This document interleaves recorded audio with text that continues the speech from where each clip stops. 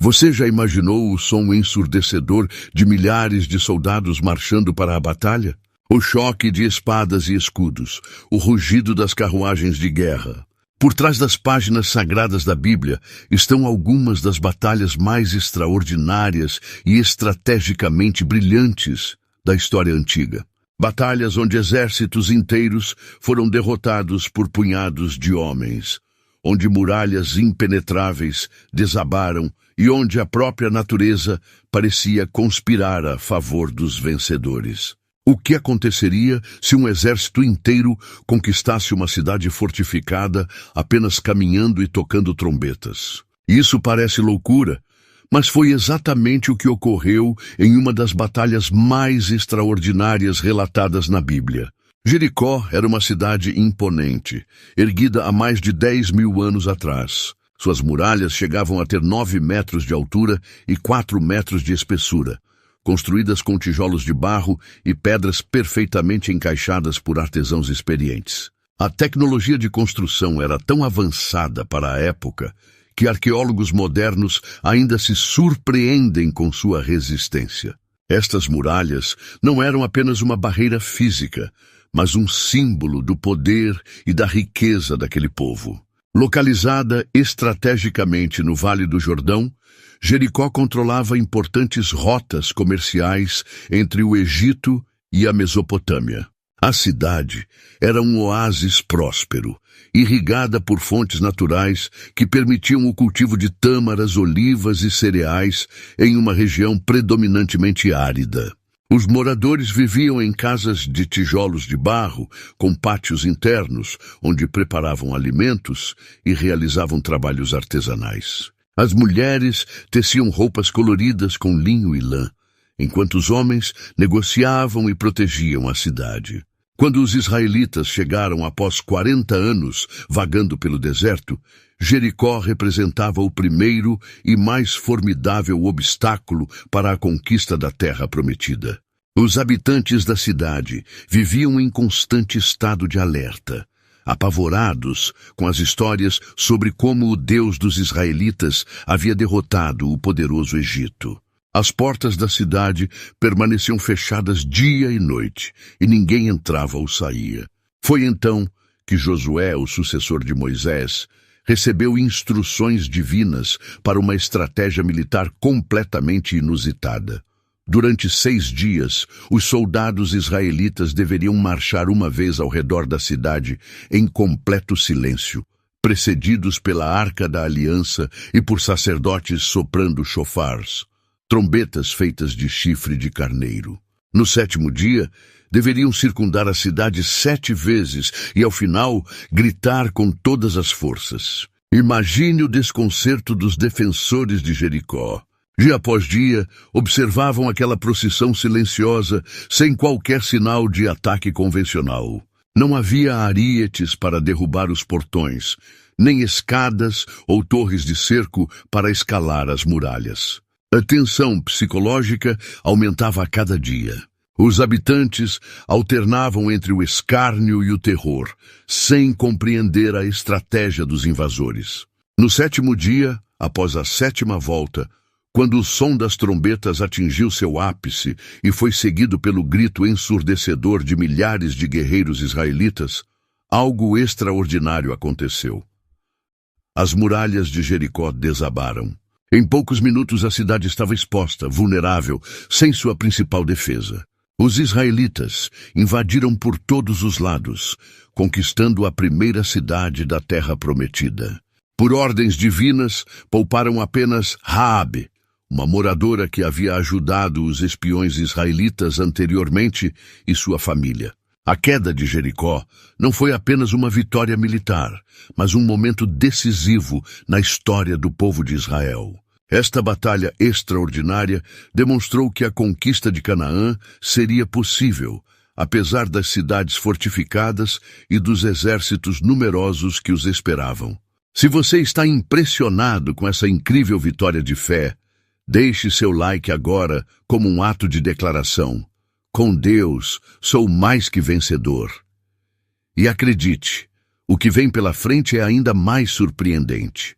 Você vai conhecer como Deus transformou um grupo de apenas 300 homens comuns em guerreiros invencíveis, capazes de derrotar um exército de 135 mil soldados. A estratégia utilizada nesta próxima batalha vai te deixar sem palavras. Você consegue imaginar o que significa estar tão oprimido que precisaria esconder sua comida em buracos no chão para não morrer de fome?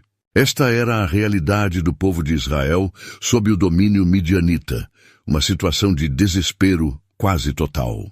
Por 7 longos anos, os midianitas e seus aliados, os amalequitas, aterrorizavam o território israelita. Eles eram nômades do deserto que chegavam em suas rápidas montarias, tão numerosos quanto gafanhotos. Suas incursões eram devastadoras.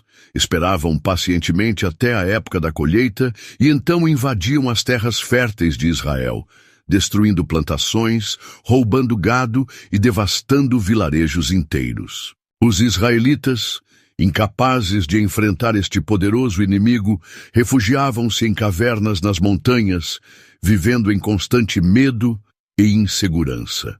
Os midianitas eram conhecidos por sua mobilidade impressionante. Estes guerreiros do deserto usavam camelos em batalha, algo revolucionário para a época. Enquanto a maioria dos exércitos dependia de infantaria ou, no máximo, de carruagens puxadas por cavalos, os midianitas podiam atravessar rapidamente grandes distâncias no terreno acidentado, atacando e desaparecendo antes que uma defesa pudesse ser organizada. Suas tendas podiam ser montadas e desmontadas em questão de horas, permitindo-lhes mudar de posição constantemente.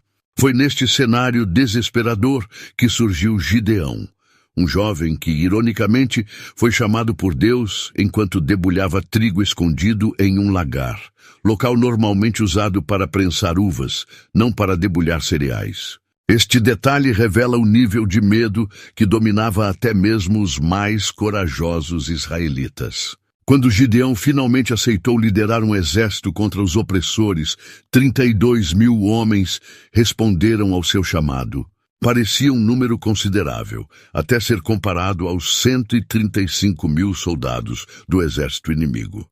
No entanto, algo surpreendente aconteceu. Deus ordenou que Gideão reduzisse suas forças. Primeiro, todos os que estivessem com medo foram dispensados. 22 mil homens retornaram para casa. Depois, um teste inusitado foi aplicado. Os combatentes foram observados enquanto bebiam água. Apenas 300 homens, que permaneceram vigilantes, levando água à boca com as mãos, enquanto mantinham os olhos atentos, foram selecionados. Imagine o peso da responsabilidade sobre Gideão. Com apenas 300 homens, ele deveria enfrentar um inimigo 450 vezes maior. A estratégia que recebeu era tão incomum quanto o processo de seleção. Cada soldado carregaria uma trombeta, uma tocha e um jarro de barro. Divididos em 3 grupos, circundariam o acampamento inimigo durante a noite. Ao sinal de Gideão, quebraram os jarros de barro, expondo as tochas acesas, tocaram as trombetas e gritaram: "Espada pelo Senhor e por Gideão!" O efeito foi devastador. Imaginem a cena. No silêncio da noite, repentinamente surgem luzes por todos os lados, acompanhadas do estrondo de centenas de jarros quebrando simultaneamente e o som agudo de trombetas. Para os midianitas, acordados abruptamente do sono, parecia que estavam cercados por um exército gigantesco. O pânico tomou conta do acampamento inimigo. Na escuridão e confusão, os midianitas começaram a atacar uns aos outros, não conseguindo distinguir amigo de inimigo. Muitos fugiram em desespero, perseguidos pelos israelitas que haviam sido dispensados anteriormente e agora retornavam para participar da vitória. Esta batalha marcou o fim da opressão midianita. Por 40 anos, enquanto Gideão viveu, Israel conheceu a paz. As colheitas puderam ser realizadas sem medo, o comércio floresceu novamente e o povo pôde reconstruir suas vidas fora das cavernas. Quem diria que uma batalha tão desproporcional poderia ter um desfecho tão surpreendente? Mas se você ficou impressionado com essa vitória aparentemente impossível, aguarde para conhecer como um jovem pastor de ovelhas enfrentou o mais temido guerreiro filisteu. Você já imaginou um exército inteiro paralisado de medo por causa de um único homem? Um gigante de quase 3 metros de altura, coberto dos pés à cabeça com armadura de bronze, cuja lança tinha uma ponta de ferro pesando quase 7 quilos. Este era Golias, o campeão dos filisteus, cujo rugido fazia tremer os mais valentes soldados israelitas. Os filisteus eram um povo sofisticado e tecnologicamente avançado. Originários da região do Mar Egeu, estabeleceram-se na costa sudoeste de Canaã, onde fundaram 5 cidades principais: Gaza, Asquelon, Asdod, Gate e Ecrom. Dominavam a metalurgia do ferro, tecnologia que mantinham em segredo e que lhes conferia enorme vantagem militar sobre os israelitas, que ainda utilizavam principalmente bronze e cobre. A cultura filisteia era rica e variada. Seus artesãos produziam cerâmica decorada com motivos geométricos e cenas da natureza. As mulheres filisteias, conhecidas por sua beleza, utilizavam joias elaboradas e roupas de linho tingido. Nas cidades filisteias, imponentes templos a Dagom, seu deus principal, dominavam a paisagem urbana. O comércio marítimo florescia, trazendo influências e produtos de todo o Mediterrâneo. Em contraste, os israelitas eram majoritariamente um povo agrícola e pastoril, organizado em tribos. Sua tecnologia militar era limitada, e muitos de seus soldados eram simplesmente camponeses convocados em tempos de guerra com pouco treinamento formal. Por 40 dias, Golias desafiou o exército de Israel a enviar um campeão para um combate singular, mas ninguém teve coragem de aceitar o desafio. Foi então que chegou ao acampamento um jovem pastor chamado Davi, enviado por seu pai para levar provisões aos irmãos mais velhos que serviam no exército. Indignado com os insultos de Golias contra seu povo e seu Deus, Davi se ofereceu para lutar. O rei Saul, desesperado, aceitou a oferta, tentando vestir o jovem com sua própria armadura. Mas Davi, acostumado à liberdade de movimentos, enquanto protegia seu rebanho de leões e ursos, recusou o equipamento pesado. Em vez disso, escolheu 5 pedras lisas de um riacho e sua funda, uma arma que dominava com extraordinária precisão. O que muitos não entendem é que Davi não estava em desvantagem. A funda não era um brinquedo infantil, mas uma arma letal nas mãos certas. Um fundeiro habilidoso podia lançar projéteis a velocidades comparáveis às de uma bala de pistola moderna, capazes de perfurar armaduras à distância. Enquanto Golias, pesadamente armado, precisava de proximidade para ser efetivo, Davi tinha a vantagem do alcance. Quando Davi correu em direção ao gigante, mirando precisamente na única área exposta, a testa, não foi sorte, mas habilidade e estratégia.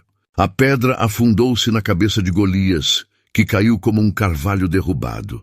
Usando a própria espada do gigante, Davi decapitou o inimigo, provocando pânico entre os filisteus que fugiram em desespero.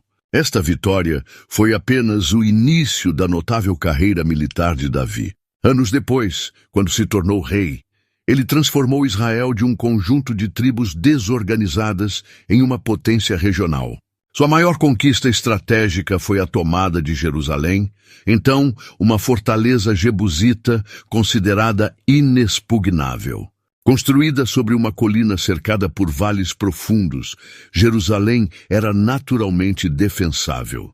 Os jebusitas estavam tão confiantes em suas defesas que zombavam dos israelitas, dizendo que até os cegos e coxos poderiam defender as muralhas. Davi, no entanto, descobriu uma vulnerabilidade: o sistema de abastecimento de água da cidade.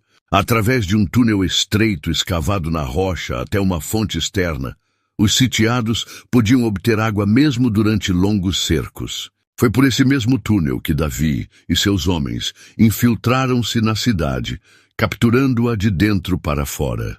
Esta estratégia brilhante demonstrou por que Davi se tornaria legendário não apenas como músico e poeta, mas como um dos maiores estrategistas militares da antiguidade.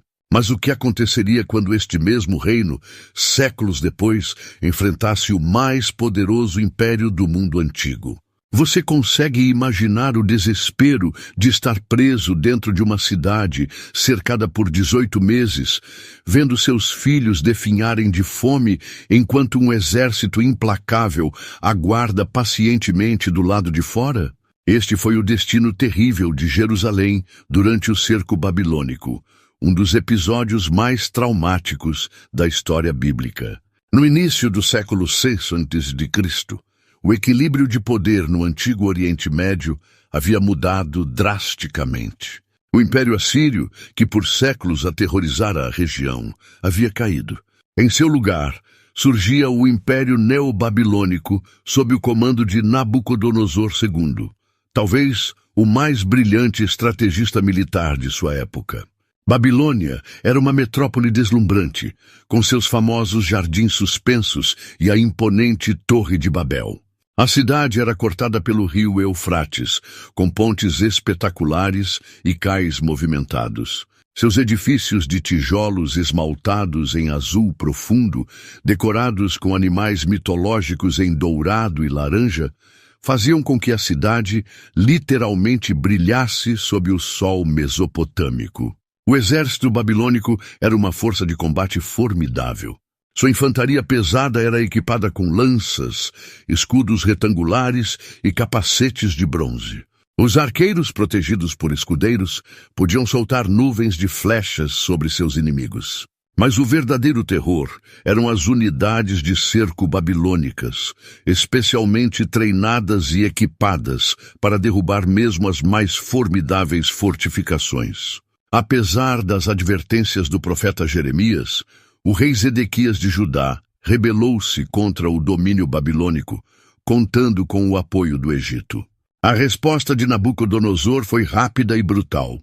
Em janeiro de 588 a.C., o exército babilônico cercou Jerusalém.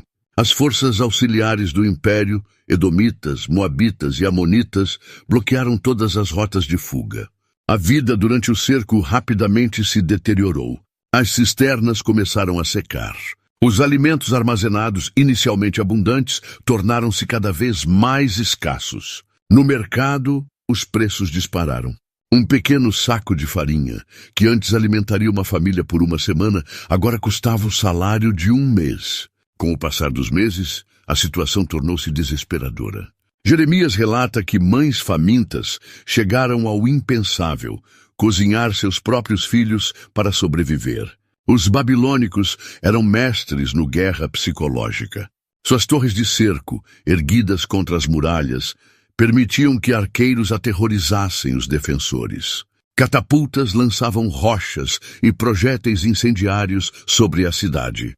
Arietes, enormes vigas com pontas de metal, geralmente protegidas por uma cobertura de couro molhado para evitar incêndios, golpeavam as portas e muralhas incessantemente, dia e noite, negando qualquer descanso aos defensores exaustos. Após 18 meses de sofrimento indescritível, as defesas finalmente cederam.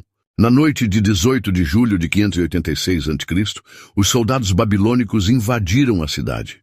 Zedequias e alguns de seus guardas tentaram escapar através de um túnel secreto, mas foram capturados nas planícies de Jericó. O castigo foi exemplar. Zedequias foi forçado a assistir à execução de seus filhos antes de ter seus próprios olhos arrancados. A última imagem que levaria para sua prisão perpétua na Babilônia. Jerusalém foi sistematicamente destruída. O magnífico Templo de Salomão, coração da vida religiosa judaica, foi saqueado e incendiado. Os babilônios levaram todos os tesouros, incluindo os sagrados utensílios do templo. As muralhas foram derrubadas, palácios queimados, casas destruídas. A elite da sociedade, sacerdotes, escribas, artesãos, guerreiros, foi levada cativa para a Babilônia, iniciando o período conhecido como exílio babilônico. Este evento traumático transformou fundamentalmente o judaísmo. Sem templo, sem sacrifícios, sem terra, os judeus exilados desenvolveram novas formas de adoração centradas na oração, no estudo da Torá e na reunião em sinagogas. O monoteísmo foi fortalecido e muitos dos livros bíblicos foram compilados neste período, preservando a identidade e a fé de um povo que, mesmo derrotado militarmente, recusava-se a desaparecer culturalmente. Se você está enfrentando seus próprios cercos na vida, comente, mesmo no vale da sombra, Deus está comigo, como uma declaração de fé. Apesar de toda esta destruição, o povo judeu sobreviveria e, séculos depois, protagonizaria uma das mais impressionantes revoltas militares da história antiga, quando um pequeno grupo de guerrilheiros desafiaria o maior império do mundo mediterrâneo. Consegue imaginar ser forçado a comer carne de porco sob ameaça de morte? Ser proibido de ler sua própria Bíblia ou circuncidar seu filho? Este era o dilema terrível enfrentado pelo povo judeu no século II a.C., quando Antíoco IV Epifânio, governante do Império Seleucida, decidiu erradicar completamente a religião judaica. O Império Seleucida era um dos sucessores do Império de Alexandre, o Grande. Sua capital, Antioquia, rivalizava com Alexandria em esplendor. O exército seleucida era uma força impressionante. Falanges macedônias fortemente armadas formavam seu núcleo, complementadas por arqueiros persas, cavalaria pesada e os temidos elefantes de guerra, animais gigantescos que carregavam torres com arqueiros e lanceiros, causando pânico nas linhas inimigas. Em 167 a.C., Antíoco IV profanou o Templo de Jerusalém, erigindo um altar a Zeus, onde antes ficava o altar do Deus de Israel, e sacrificando porcos, animais considerados impuros pelos judeus. Possuir cópias da Torá tornou-se crime capital. Observar o Shabat ou praticar a circuncisão era punido com execução. Para muitos judeus helenizados, adaptar-se parecia a única opção de sobrevivência. Foi neste momento crítico que um idoso sacerdote chamado Matatias se recusou a obedecer. Quando oficiais seleucidas chegaram à sua aldeia de Modim exigindo sacrifícios a deuses pagãos, não apenas ele se recusou, mas matou um judeu que se ofereceu para realizar o sacrifício e também o oficial seleucida. Com seus 5 filhos, Matatias fugiu para as montanhas, iniciando uma revolta que parecia condenada ao fracasso desde o início. Após a morte de Matatias, seu filho Judas, apelidado Macabeu, o martelo, assumiu a liderança. Judas provou ser um gênio militar, especializando-se em táticas de guerrilha que compensavam a desvantagem numérica de suas forças. Os macabeus evitavam confrontos diretos, preferindo emboscadas em terrenos montanhosos, onde a superioridade numérica seleucida e seus elefantes de guerra se tornavam irrelevantes. Atacavam à noite ou durante tempestades, quando a visibilidade era reduzida. Seus alvos preferidos eram comboios de suprimentos, pequenos destacamentos isolados e colaboradores judeus. A vida dos guerrilheiros era extremamente dura. Escondidos em cavernas nas montanhas da Judéia, sofriam com temperaturas extremas, fome constante e a ameaça permanente de serem descobertos. Suas famílias frequentemente sofriam represálias brutais dos seleucidas. Contudo, a convicção religiosa fornecia uma motivação que as tropas mercenárias seleucidas não possuíam. Em 164 a.C., Judas Macabeu conseguiu o impensável. Reconquistou Jerusalém e purificou o templo profanado.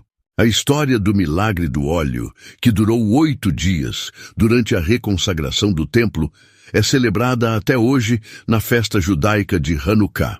Entretanto, a guerra continuou por mais 2 décadas. Após a morte de Judas em batalha, seus irmãos Jonatas e depois Simão assumiram a liderança.